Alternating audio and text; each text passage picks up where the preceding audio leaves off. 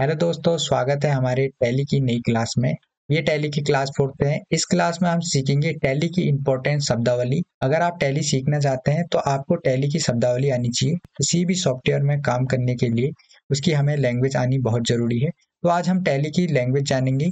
यहाँ पर मैंने एक टैली की शब्दावली बनाई है जिसमें मैंने टैली से रिलेटेड जो भी इंपॉर्टेंट वर्ड होते हैं, वर्ड और उनकी मीनिंग को मैंने यहाँ पर लिखा है। आज की इस टैली क्लास में इन वर्डों और इनकी मीनिंग और इनका टैली में क्या काम होता है, आज की इस वीडियो में हम जानेंगे। अगर आप इस शब्दावली के पीडीएफ नोट्स को डाउनलोड करना चाहते हैं, इसकी प्रैक्टिस करना चाहते हैं, तो मैं पीडीएफ नोट्स की फाइल को टेलीग्राम चैनल में अपलोड कर दूंगा। वहां से आप डाउनलोड करके इसकी प्रैक्टिस कर सकते हैं। साथ में हमारा टेलीग्राम चैनल को ज्वाइन कर लीजिए ताकि टैली से रिलेटेड जो भी पीडीएफ फाइल है उसे आप डाउनलोड करके उसकी प्रैक्टिस कर सकते हैं। तो मैं आपको एक बार ये शब्दावली दिखा देता हूँ। जैसे हमने ये वर्ड ले रखे हैं और इनकी मीनिंग ले रखी है और हम इन्हें जानेंगे कि इन वर्डों का क्या काम होता है टैली में। और अगर आप हमारे चैनल में नए हैं तो चैनल को सब्सक्राइब कर लीजिए और इस वीडियो को लाइक कीजिए। आज की इस टैली क्लास को हम शुरू करते हैं बिना किसी देरी के। यहाँ पर जो फर्स्ट वर्ड है लेजर। लेजर एक बुक होता है जिसके अंतर्गत हम टैली में अकाउंट्स खाते बनाते हैं। तो हमारा जो पहला वर्ड आता है लेजर से, लेजर्स क्या होता है? लेजर एक बुक होता है जिसके अंतर्गत टैली में हम अकाउंट्स खाते बनाते हैं। यहाँ पर आप लेजर को कुछ इस टाइप से समझिए। जैसे यहाँ पर आपके पास एक दुकान है और दुकान में आपने अकाउंट बनाए हैं, सेल का अकाउंट बनाया है, एक परचेज का बनाया है, कितना स्टॉक आपके पास है और कितना आपने सेल कर दिया और कहाँ से आपने स्टॉक लिया है और कितना आपने पैसा दे दिया है, कितना आपने लिया है। जितने भी अकाउंट बनेंगे ये सभी लेजर के अंदर बनेंगे। हमें टैली में लेजर के अंदर अकाउंट्स बनाने होते हैं, तो उसे ही हम यहाँ पर लेजर्स कहते हैं और उसे ही हम यहाँ पर हिंदी में बुक कहते हैं। नेक्स्ट है अकाउंट बुक। 3 प्रकार के होते हैं, personal accounts, nominal accounts, real accounts. इसके अंतर्गत हम सभी व्यक्तियों, फर्म, सोसाइटी, ट्रस्ट, बैंक, कंपनियां और कैपिटल अकाउंट के खाते खोलते हैं। पर्सनल अकाउंट के अंतर्गत फर्म, सोसाइटी, ट्रस्ट, बैंक, कंपनियां और कैपिटल अकाउंट के खाते होते हैं। यहाँ पर आप इसे कुछ इस टाइप से समझ सकते हैं। जैसे ये बैंक है तो इन लोगों के खाते इस बैंक में होंगे, कैपिटल अकाउंट के होंगे और बैंक का भी एक अकाउंट इसमें होगा। तो कुछ इस टाइप से यहाँ पर एक पर्सनल अकाउंट के अंतर्गत ये सभी खाते आते हैं। इसके बाद नेक्स्ट है रियल अकाउंट। रियल अकाउंट में सभी गुड्स और एसेट्स के खाते शामिल होते हैं, जैसे buildings, cash, pen, oil, soap etcetera. Real accounts के अंदर गुड्स एंड एसेट्स के खाते होते हैं। जैसे अगर आपके पास बिल्डिंग है, बिल्डिंग का अकाउंट होगा रियल अकाउंट के अंदर और कैश का होगा। जैसे आपके पास एक स्टोर है, स्टोर के अंदर जो भी आपके पास स्टेशनरी है तो वो सब यहाँ पर रियल अकाउंट्स के अंदर आएगा। उसके बाद नेक्स्ट है नॉमिनल अकाउंट्स। अकाउंट्स जितने भी आय और खर्चे के खाते होते हैं वे सभी नॉमिनल अकाउंट के अंतर्गत खोले जाते हैं, जैसे salary account, light bills account, rent account, advertisement account. तो नॉमिनल अकाउंट के अंदर जितने भी खर्चे होते हैं, जैसे आपके पास एक स्टोर है और स्टोर आपने रेंट पे लिया है तो उसका किराया जो होगा वो नॉमिनल अकाउंट्स के अंदर बनेगा। अगर आपने एम्प्लॉय हायर किए हैं और आपके पास एम्प्लॉय है तो उनका जो सैलरी जाएगा वो भी सब नॉमिनल अकाउंट्स के अंदर आएगा। इलेक्ट्रिसिटी बिल अकाउंट भी नॉमिनल अकाउंट के अंदर आएगा। अगर आप इसका कोई विज्ञापन देते हैं तो उसका अकाउंट भी इसी के अंदर आएगा, नॉमिनल अकाउंट्स के अंदर। यहाँ पर आपको क्लियर हो गए होंगे कि हमारा पर्सनल अकाउंट के अंदर कौन से खाते आते हैं और रियल अकाउंट के अंदर कौन से खाते आते हैं और नॉमिनल अकाउंट्स के अंदर कौन से खाते आते हैं। नेक्स्ट है ग्रुप्स। टैली में ग्रुप्स की मदद से सभी अकाउंट्स की पहचान सही तरीके से हो पाती है, जिससे अकाउंटिंग की रिपोर्ट बनाने में काफी ज्यादा आसानी होती है। टैली में काम करने के लिए पहले से ही 28 ग्रुप बने बनाए मिल जाते हैं।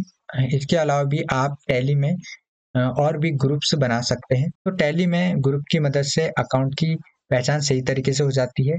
जैसे कि अगर अकाउंट परचेज का है और परचेज के हमारे पास 2-3 अकाउंट है तो वो सभी एक ग्रुप में आ जाएंगे।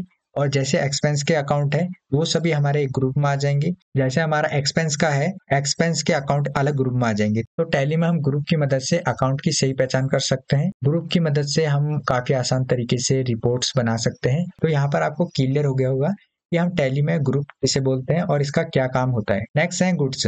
बिजनेस में जो भी दैनिक रूप से खरीदा और बेचा जाता है उसे गुड्स कहा जाता है। अगर आपके पास एक स्टोर है, स्टोर में जितना भी सामान है उसे आप माल या फिर गुड्स भी कह सकते हैं और अकाउंटिंग लैंग्वेज में उसे गुड्स बोला जाता है। तो यहाँ पर आपको क्लियर हो गया होगा, जो भी आपके पास दुकान है, दुकान के अंदर जो भी सामान है उसे आप गुड्स या माल या सामान कह सकते हैं। नेक्स्ट है स्टॉक्स। स्टॉक भी गुड्स या माल सामान को ही कहा जाता है। तो अगर आपके पास स्टोर में सामान है, उसे आप गुड्स भी बोल सकते हैं, माल भी बोल सकते हैं, सामान भी बोल सकते हैं और स्टॉक भी बोल सकते हैं। तो यहाँ पर आपको क्लियर होगा कि स्टोर के अंदर जो भी आपके पास सामान है, जो भी आपने सेल करना है, उसे आप स्टॉक भी बोल सकते हैं, गुड्स भी बोल सकते हैं, माल भी बोल सकते हैं और सामान भी बोल सकते हैं। नेक्स्ट है कैपिटल। बिजनेस के मालिक द्वारा बिजनेस को शुरू करने के लिए किया गया निवेश पूंजी कहलाता है। ये पूंजी कैश, गुड्स और एसेट्स के रूप में भी हो सकती है। तो कैपिटल को हिंदी में पूंजी कहते हैं। और बिजनेस के मालिक जब कोई बिजनेस शुरू करता है तो स्टार्टिंग में जो पैसा लगाता है उसे हम कैपिटल कहते हैं। आप इसे एक एग्जांपल से भी समझ सकते हैं। जैसे आपका ये स्टोर है, आपने नया स्टोर ओपन किया है, तो नया स्टोर ओपन किया है तो आप पहले पैसे इन्वेस्टमेंट करेंगे, इसमें गुड्स और एसेट भी लगाएंगे। तो यहाँ पर ये आपके कैपिटल हो गए, जैसे ये कैश और ये एसेट्स, ये दोनों आपके कैपिटल हो गए।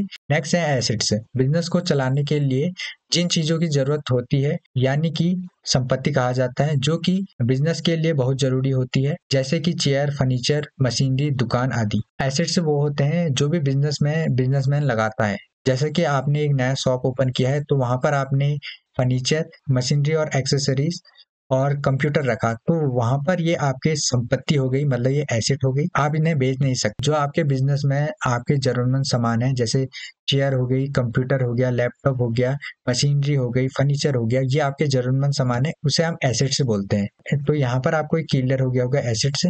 नेक्स्ट है लायबिलिटीज। बिजनेस को शुरू करने के लिए अगर हम पैसे बैंक से या फिर अपने किसी दोस्तों से लेते हैं, जिसे हमें आगे चलकर चुकाना होता है, जो कि एक तरह से लोन होता है, तो उसे चुकाना हमारा दायित्व होता है, जिसे हम लायबिलिटीज कहते हैं। तो लायबिलिटी वो होती है, अगर आपने बैंक से लोन लिया है बिजनेस शुरू करने के लिए, या फिर अपने रिलेटिव से पैसा लिया है जो आगे आपको चुकाना है, तो उसे हम लायबिलिटीज कहते हैं अकाउंटिंग लैंग्वेज में। जैसे आपने एक बिजनेस शुरू किया, ये आपका बिजनेस है, तो आपने बैंक से लोन लिया, अपने रिलेटिव से लोन लिया, तो यहाँ पर आपकी ये लायबिलिटीज हो गई, ठीक है, जो आपने पैसा देना है, तो वो आपकी लायबिलिटीज हो गई। तो यहाँ पर ये लायबिलिटीज हो गई।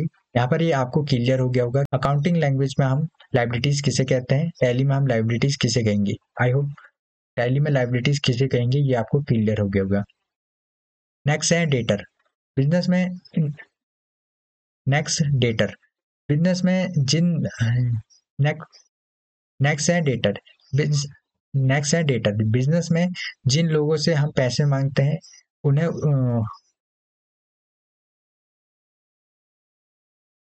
नेक्स्ट है डेटर। नेक्स्ट है डेटर। बिजनेस में जिन लोगों से हम पैसे मांगते हैं उन्हें देनदार यानी कि डेटर कहा जाता है। डेटर वो होते हैं जिनसे हम पैसे मांगते हैं, तो उन्हें हम डेटर बोलते हैं, मतलब देनदार। उनका पैसा हमने देना है तो हम उसे देनदार बोलते हैं। यहाँ पर आप इसे कुछ इस टाइप से समझ सकते हैं, जैसे ये आपका बिजनेस है और आप गुड्स सामान खरीदने के लिए इनसे पैसा लिया है या फिर इनसे गुड्स लिए है, ये आपके डेटर हो गए, तो आपको इनका पैसा देना है। तो अकाउंटिंग लैंग्वेज में आपको क्लियर हो गया होगा कि हम डेटर किसे कहते हैं। नेक्स्ट है क्रेडिटर्स। बिजनेस में जो लोग हमसे पैसे मांगते हैं उन्हें लेनदार यानी कि क्रेडिटर कहा जाता है। तो बिजनेस में अगर आप किसी को उधार में गुड्स देते हैं या पैसे देते हैं तो उनको आप क्रेडिटर्स कह सकते हैं, मतलब लेनदार, उनसे आपने पैसा लेना है। तो आप इसे कुछ इस टाइप से समझ सकते हैं, जैसे आपकी शॉप है और ये काफी अच्छी चल रही है, आपने इनको पैसा दिया है उधार में या फिर आपने इनको गुड्स उधार में दिया है, तो ये आपके क्रेडिटर्स हो गए। तो अकाउंटिंग लैंग्वेज में आपको तो अकाउंटिंग लैंग्वेज में हम क्रेडिटर उन्हें कह तो यहाँ पर हम अकाउंटिंग लैंग्वेज में इन्हें क्रेडिटर कहते हैं। नेक्स्ट है एक्सपेंस।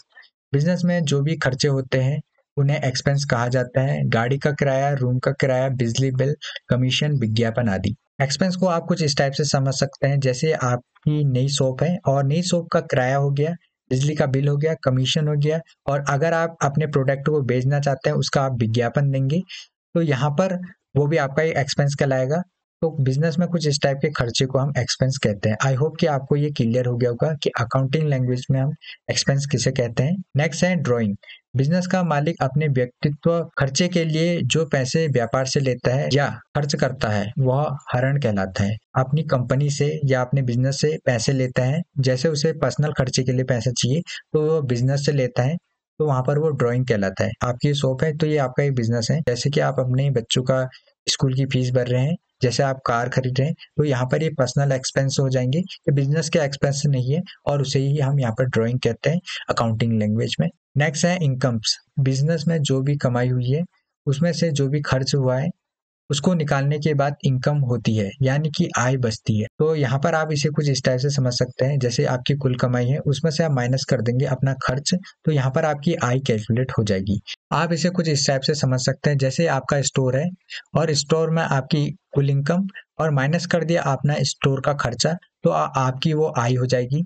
नेक्स्ट है यहाँ पर सेल्स। किसी भी वस्तु या फिर सेवा को पैसे के बदले या फिर किसी अन्य वस्तु के बदले किसी दूसरे को दिया जाता है तो उसे बिक्री कहा जाता है। अगर आपको किसी को कोई सामान देना है तो उसके बदले आप उनसे पैसे या फिर आप उनसे कुछ दूसरा सामान लेंगे, उसे हम सेल्स कहते हैं। जैसे आप इसे कुछ इस टाइप से समझ सकते हैं, जैसे आपके पास दुकान है, इस दुकान में से आप किसी को सामान देंगे तो उसके बदले आपको वो पैसे देगा या फिर आपको कुछ दूसरा सामान देगा, तो उसे हम यहाँ पर सेल्स कहते हैं। नेक्स्ट है परचेज। कोई भी वस्तु या सेवा को लेने के लिए किसी दूसरे को पैसे या कोई अन्य वस्तु दी जाती है तो उसे खरीद कहते हैं। अगर आपको किसी सामान की जरूरत है तो आप उसके बदले पैसे देंगे या फिर आप दूसरा कोई सामान देंगे, तो आपके पास जो सामान आएगा उसे हम खरीद कहेंगे। आप इसे कुछ इस टाइप से समझ सकते हैं, जैसे आपको यहाँ पर से इस दुकान में से आपको किसी सामान की जरूरत है और आपने यह सामान लिया तो उसके बदले में आप पैसे देंगे या फिर आप कोई दूसरा सामान देंगे, उसे आप परचेज कहेंगे, क्योंकि आपको जरूरतमंद सामान मिल चुका है तो आपके लिए वह सामान यहाँ पर परचेज हो जाएगा। तो आज की वीडियो में हमने purchase, sales, incomes, drawing, expense, creditors, debtors, liabilities, assets, capital, stock, goods, groups और टाइप ऑफ अकाउंट हमने सीखे थे, जिसमें पर्सनल, नॉमिनल और रियल अकाउंट और लेजर, ये सारे हमने आज की शब्दावली, तो ये सारे वर्ड्स और इनकी मीनिंग हमने ये सारे वर्ड और इनकी मीनिंग इस वीडियो में हमने सीखी। नेक्स्ट क्लास में हम आगे को कंटिन्यू करेंगे। अगर आपको यह वीडियो हेल्पफुल लगी तो चैनल को लाइक शेयर सब्सक्राइब जरूर करें।